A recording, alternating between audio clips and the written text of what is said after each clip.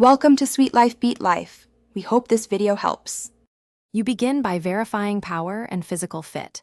Make sure your PSU can deliver the required wattage and that you have the 6 or 8-pin connectors. Once done, inspect the PCIe X16 slot and case clearance so the card will seat properly.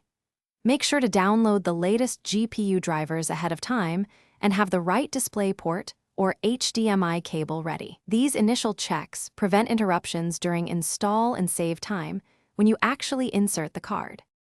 Power down the PC, unplug it, and ground yourself. Static can ruin components. Then remove the appropriate expansion slot cover and align the GPU with the PCIe X16 slot. Press until it clicks and the retention latch engages.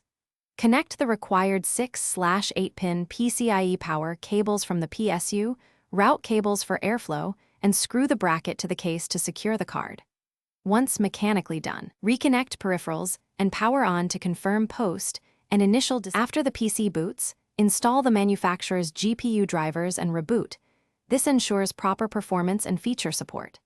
Next, set your desired resolution and refresh rate in display settings, open the GPU control panel to optimize power and fan curves, and run a quick benchmark or stress test to confirm stability.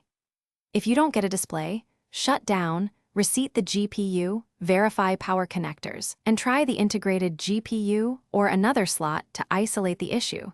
This single troubleshooting step. Thanks for watching. Consider subscribing if we helped you.